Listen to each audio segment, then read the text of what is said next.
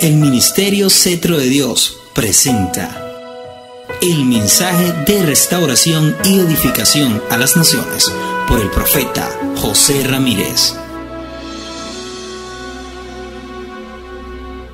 Quiero leer en el libro del Evangelio según San Juan, capítulo 14, versículo 6, que dice así: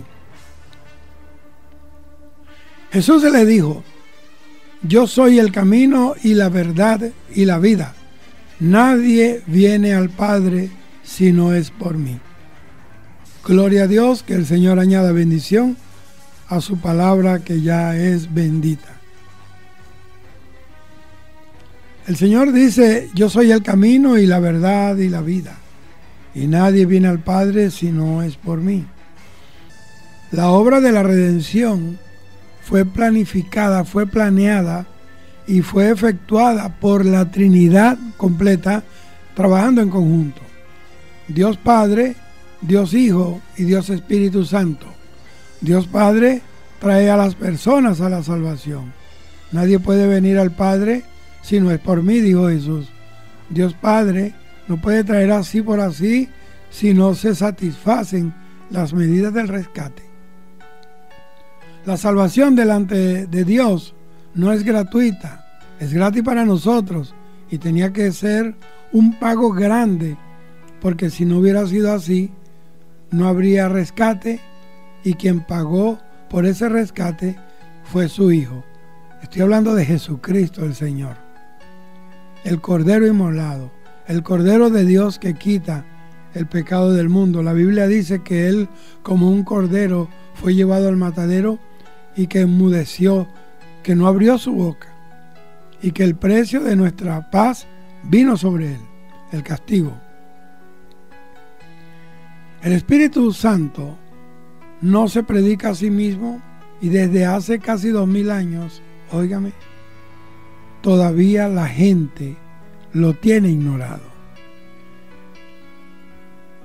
Pero con el despertamiento de los últimos días, con la lluvia tardía que está cayendo, lo están conociendo.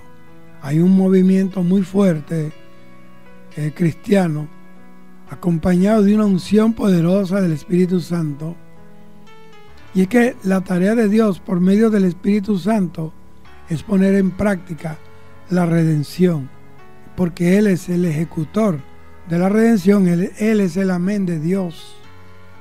El Padre llama, Jesucristo pagó el precio, pero es el Espíritu Santo el que rompe cadenas.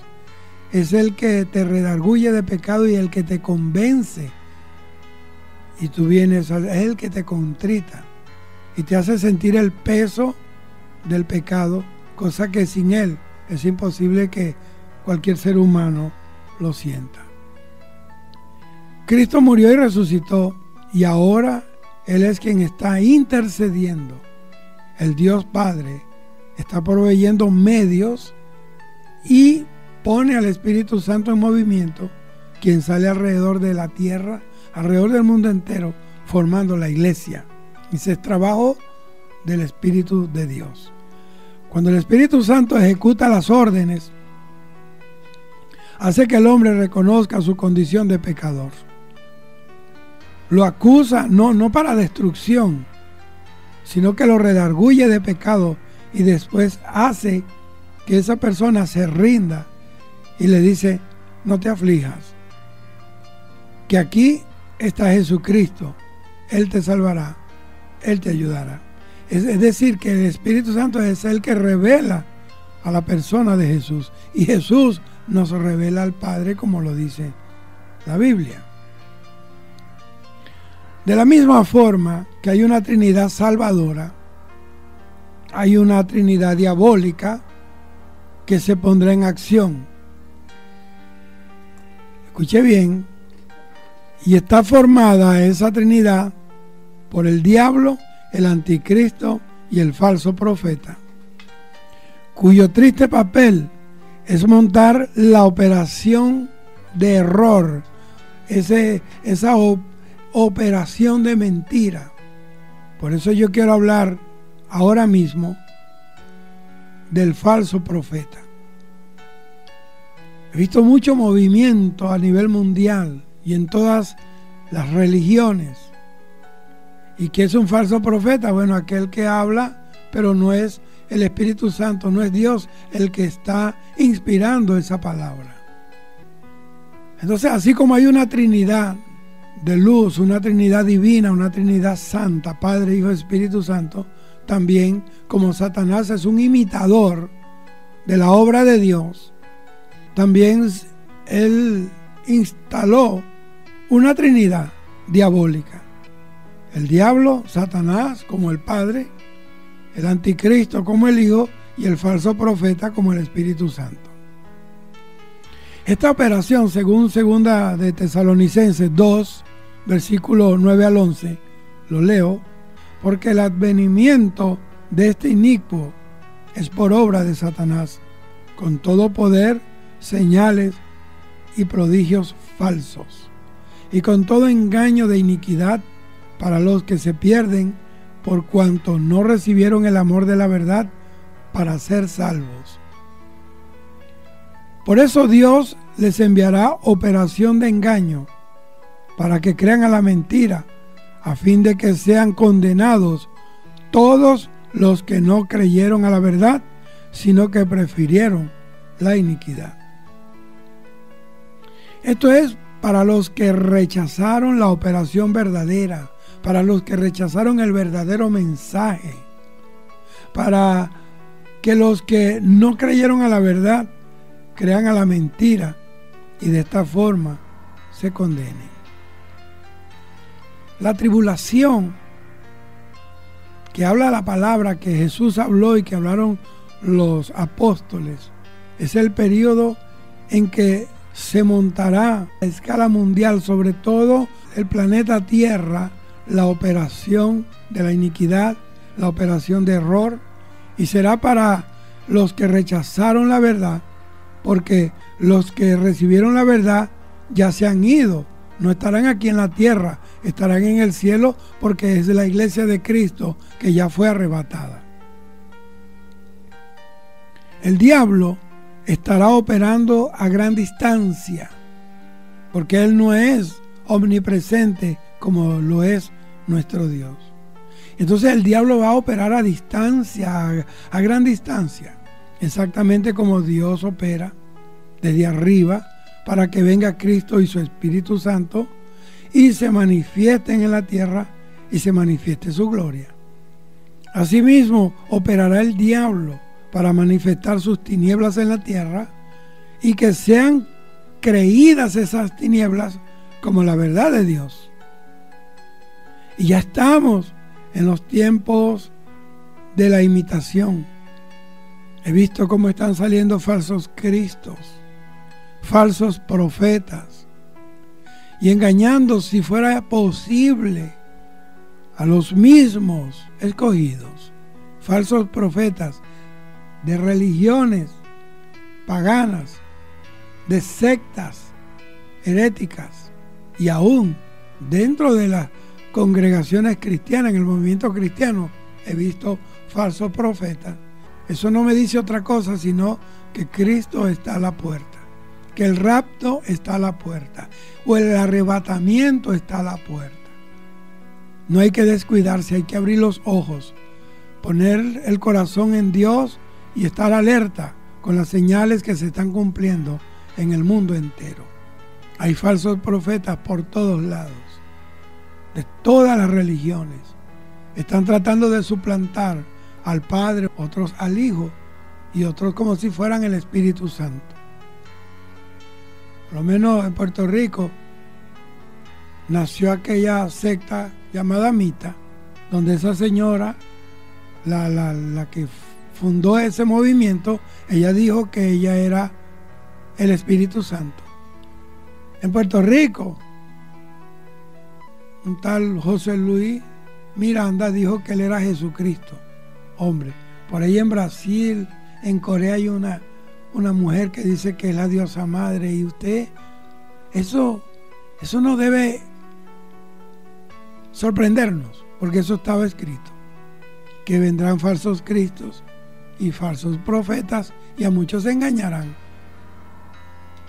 Yo vi hace poco en la televisión un programa de enlace con Rudy Gracia y había un supuesto profeta y la esposa de Rudy Gracia murió hace poco y le dijo a ese supuesto profeta que a Dios le dijo que hiciera un templo de 7,000 miembros más uno para que se sentaran 7,000 personas de la congregación, más habría una silla que nadie se podría sentar porque era el espíritu de la esposa que ya se murió, que va a venir al culto todos los días, que el Señor reprenda al diablo. Eso se llama espiritismo. Y entonces, ¿dónde está la iglesia? ¿Por qué la iglesia tiene que abrir los ojos? ¿O es que Rudy Gracia no sabe que la Biblia dice en Hebreos 9:27 que está establecido para todos los hombres que mueran una sola vez y después de todo el juicio? ¿O es que él no sabe que la Biblia dice, como el rico le dijo a Abraham que lo dejara subir allá o que Lázaro fuera a él, y dijo, no se puede ni pasar ni de aquí para allá, ni los que están allá pueden venir a este lugar? Y eso está pasando, y ese hombre supuestamente es un apóstol, yo no sé qué cosa es, pero lo cierto es que él está predicando, hay mucha gente que lo sigue, y como él es un hombre supuestamente trepado en una posición dentro de la religión evangélica, entonces la gente piensa que eso está bien. Entonces tenemos que abrir los ojos. Y yo estoy aquí, yo me he ganado muchos enemigos por hablar la palabra de Dios. Dios me mandó a hablar del arrebatamiento. Dios me mandó a hablar del rapto de la iglesia. Dios me mandó a hablar del juicio final. Dios me mandó a hablar de que estamos en los últimos tiempos. Y a mí no me importa, mi deseo es hacer la voluntad de mi Padre, aunque eso me granjee el puño del mundo entero. Yo estoy aquí porque hacen falta los hombres que traigan el mensaje verdadero. La mayoría de los mensajes pura prosperidad y dame y vuela aquí y vas a ser lindo y vas a ser bello y punta de lanza, y el mundo y este país está arrastrado. ¿Y qué está pasando? Porque la iglesia perdió la autoridad, perdió el poder y perdió el diseño. La iglesia ahora está moviéndose bajo patrones y diseños humanos y olvidaron el diseño original que es de Dios. Y esto a mí me aterra, y esto a mí me enfada, porque estamos dejando que el diablo se nos pare al frente a decir mentiras. Y hay gente que piensa que esa mentira, como está, viene de alguna fuente que supuestamente es un vaso de Dios, entonces lo creemos. Maldito el hombre que confía en el hombre, puesto los ojos en Jesús. El único que no se equivoca es Dios.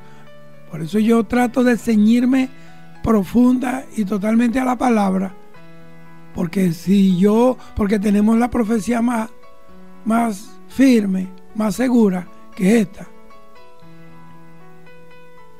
Entonces el diablo estará operando así, a gran distancia, para manifestar esas tinieblas. Y ya estamos en esos tiempos, como les dije, de esa imitación. La Biblia dice que el espíritu del anticristo ya está operando, pero esos son los albores, el amanecer nada más. Ya viene lo peor. Ya viene lo peor. Hoy hay gente confundida en el mundo entero y flaca espiritualmente, débil, desnutridas espiritualmente. Y como el diablo ya está ensayando sus reunioncitas, se confunden. En otras palabras, confunden a los que ya están confundidos. No han digerido la verdad. Quien realmente se convierte, aunque no tenga doctrina ni desarrollo, siente que alcanzó la verdad y nada ni nadie lo mueve de ella. Quien no tiene amor a la verdad todavía está dudando. Entonces, ¿será o no será? Pero el que está en la verdad, lo único que sabe es que tiene que amar a quien ya le amó. Buda dijo, no sé qué es la verdad. Mahoma dijo, aún no conocí la verdad. Jesús dijo, yo soy la verdad. Entonces, el arrebatamiento está a la puerta. La iglesia será levantada de este contexto natural y subiremos a las alturas con el Señor. El que se quede mirará la operación del error. Yo estoy predicando y hace días yo sentí que serán nuestros últimos mensajes en esta tierra. El que se quede va a mirar y va a conocer cara a cara al anticristo, al falso profeta, y va a mirar la operación de error. El diablo sabe que el hombre es religioso. Por eso, cuando aparece el anticristo y la bestia, le creen. Se le llama anticristo desde el punto de vista religioso. ¿Por qué? Porque se va a oponer a todo lo que es de Cristo Jesús. Y se le llama bestia porque es el hombre encarnado fuera de Cristo, irracional. Una cosa espantosa que el ser humano jamás ha visto, porque es la misma encarnación de Satanás. ¿Y cuál será el trabajo del anticristo? Satanás imitará lo que Dios hizo en Cristo. Estará metido en un ser humano. Se va a meter dentro de un hombre con una inteligencia de computadora. Se caracterizará porque tendrá todo lo contrario de Cristo. La primera etapa será de 3 años y medio, porque imitará el ministerio del Señor Jesucristo, porque el Señor Jesucristo, su ministerio terrenal fue de 3 años y medio. Y saldrá de un país que estuvo muerto y además va a resucitar. Va a haber una confederación de 10 naciones en Europa y van a decir: nosotros no podemos hacer nada si no tenemos un líder. Y saldrá súbitamente lo que forzará a la unidad europea a buscarlo.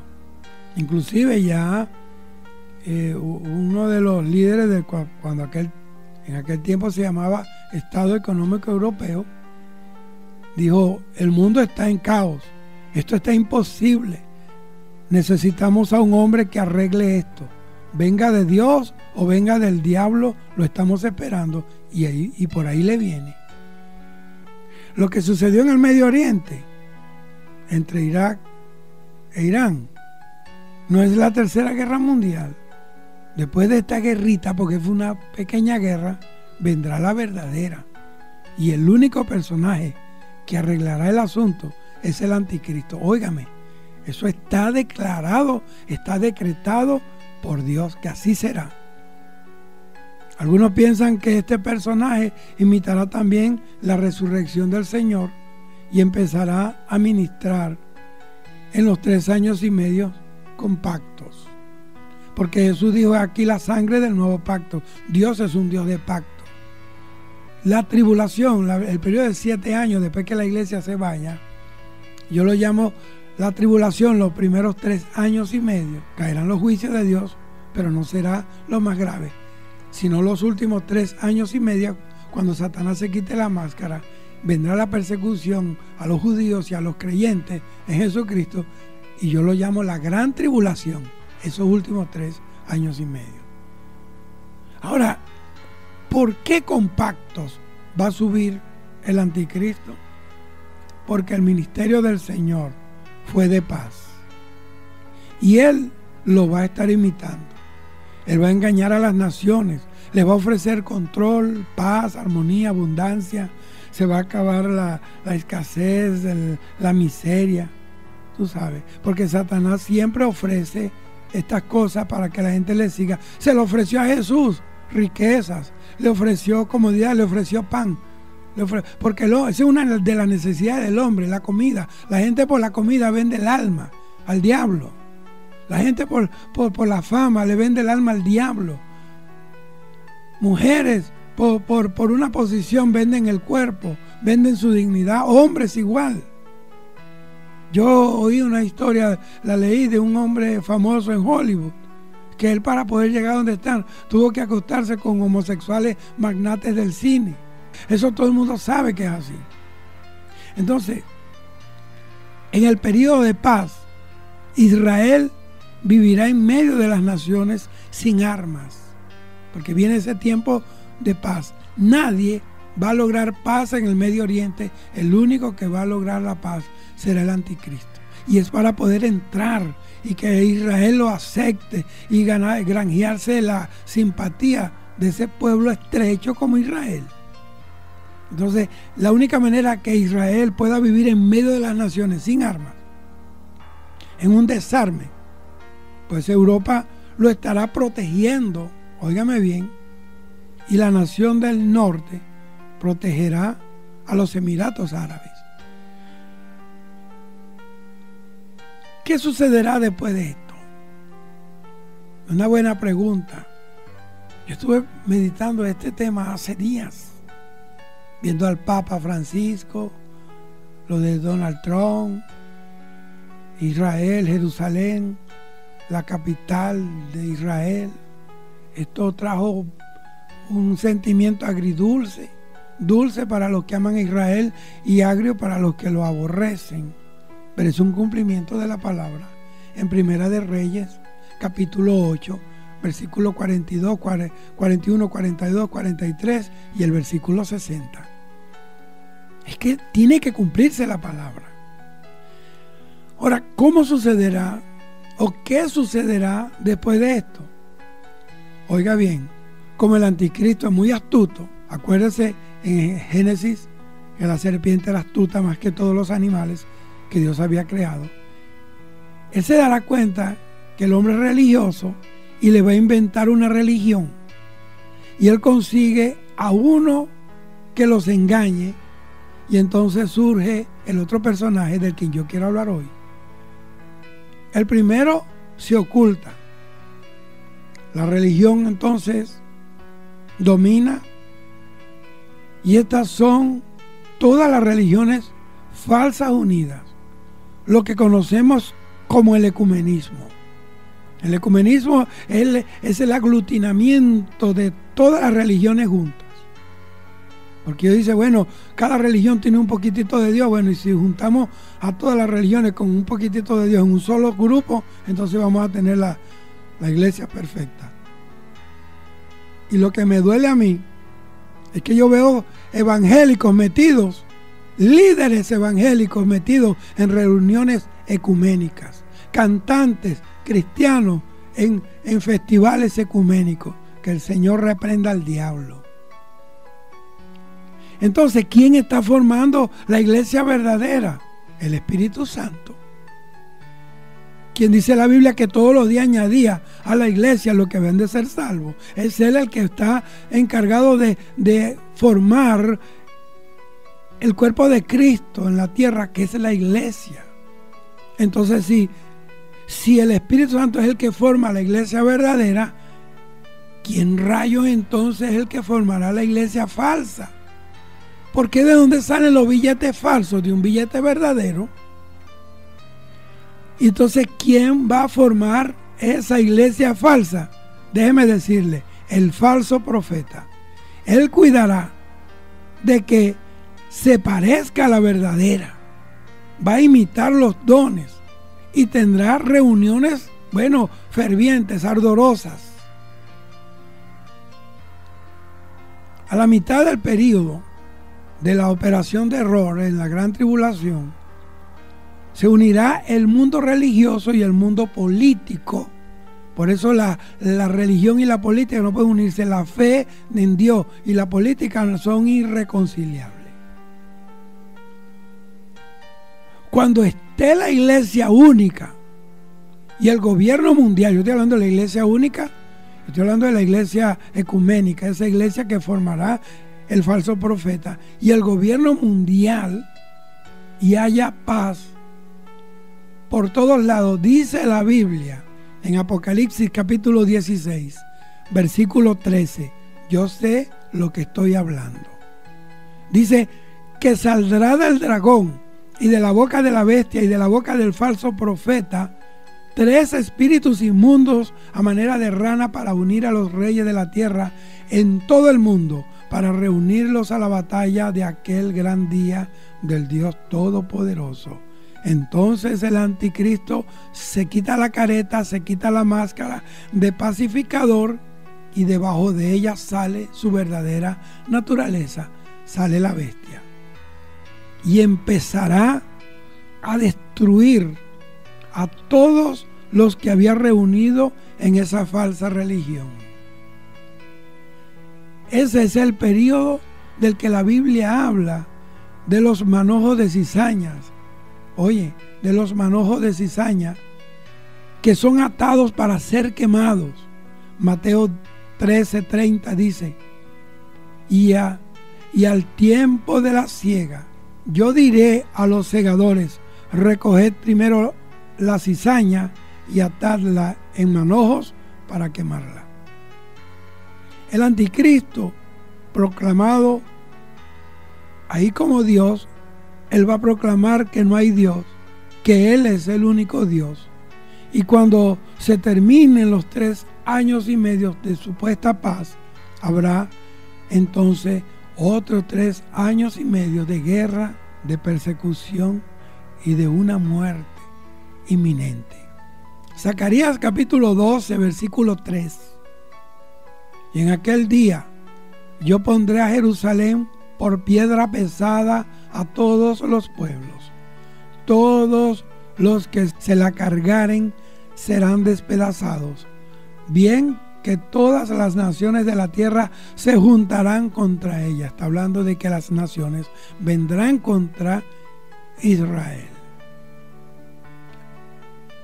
Las estadísticas de Israel hace algunos años decía que tenía unos 3 millones de habitantes.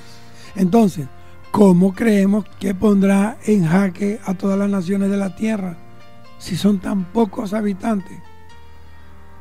Una potencia del mundo, oiga bien, una potencia mundial lo va a invadir y pondrá en práctica todas sus tácticas de guerra. Pero dice la Biblia que Dios peleará por Israel y esa nación será derrotada, caerá delante de Israel y en el suelo santo de Israel. Israel verá que el enemigo estará cayendo solo. Y la Biblia lo describe, que serán destruidos por intervenciones sobrenaturales, como lo que sucedió en el año 1967, en la Guerra de los 6 días, cuando esos corresponsales de guerra ventilaron a nivel mundial cómo los rusos, que eran los que apoyaban esa invasión a Israel, cómo los rusos dejaban los tanques en el desierto de Sinaí, porque habían hombres en caballos de fuego, con espadas de fuego. Ese es el Dios de Israel, peleando por su pueblo. Israel es el pueblo bendito de Dios. En primer lugar, vendrá una lluvia tan... Mira cómo yo pienso, vea. Yo sé lo que estoy hablando. El Señor me habló que hablara esto. Va a haber una intervención sobrenatural. Dios peleando por su pueblo Israel. En primer lugar, vendrá una lluvia tan fuerte, tan torrencial, tan terrible, que no podrán operar los aviones. Los tanques se van a atascar y tendrán que pelear con caballos. Y entonces el Señor abre la boca con un terremoto, como lo dice Apocalipsis 12:16. Pero la tierra ayudó a la mujer, Israel. Pues la tierra abrió su boca, un terremoto, y tragó el río que el dragón había echado de su boca. Este río son la multitud de tropas que saldrán a destruir a Israel, el pueblo de Dios, el pueblo bendito de Dios. Y se va a tragar la tierra a los caballos con todo y jinete, así como hizo Dios con Faraón y todo su ejército en el Mar Muerto, según Éxodo, capítulo 14, versículo 27. Yo estoy hablando de lo que dice la Biblia. Y los que no mueran con el terremoto morirán con granizo que caerá con fuego desde el cielo. Y luego que esta nación del norte interviene y cae, entonces los 10 reinos de Europa, capitaneados por el anticristo, invadirán a Israel. Pero esa será la mecha que va a encender esta invasión. Ahora, ¿por qué el diablo quiere destruir Israel? Porque el diablo sabe que si desaparece Israel no se va a cumplir la profecía. Y si no se cumple la profecía, él va a quedar sin condenar. Él se va a quedar ileso y él no va a ir a condenación. Él está condenado. Pero si no hay Israel, si no hay Jerusalén, donde el Señor pueda cumplir su profecía, por eso es que ha querido destruir a Israel. Desde el Edén ha perseguido a la simiente de la mujer, a Jesucristo. Por eso Faraón mató a los niños, por eso Herodes mató a los niños. Porque Israel es el lienzo, es la maqueta profética de Dios. Por eso Hitler mató a más de 6 millones de judíos, ese hijo de Satanás. Y por eso hay un antisemitismo diabólico a nivel mundial. El Armagedón es la pelea de los ejércitos del mundo contra Israel. Ellos invadirán Palestina y cuando Israel esté en agonía, cuando estén listos, que se vean arrinconados y ya que toda esperanza se fue y hayan muerto millones de personas, entonces se van a rasgar los cielos.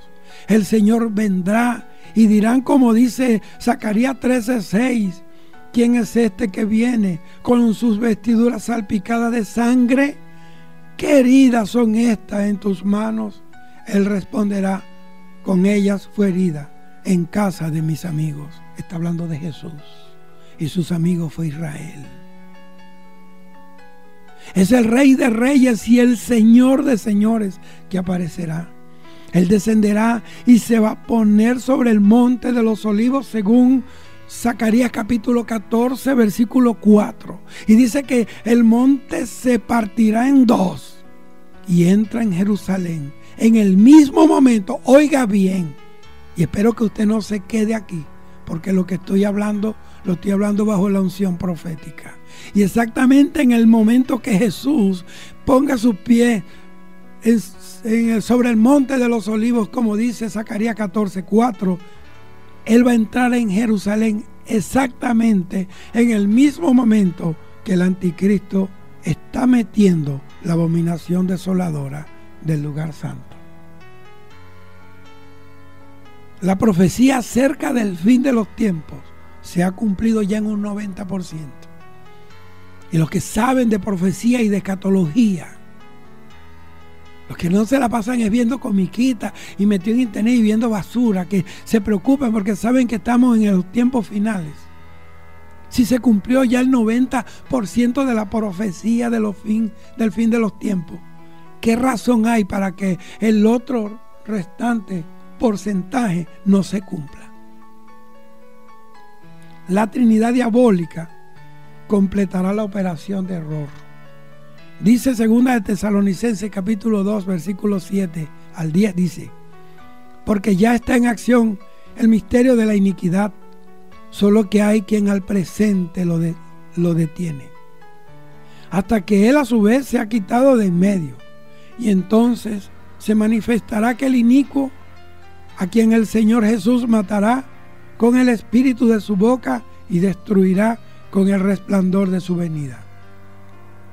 Inicuo, cuyo advenimiento es por obra de Satanás, con gran poder y señales y prodigios mentirosos, y con todo engaño de iniquidad, para los que se pierden, por cuanto no recibieron el amor de la verdad para ser salvos.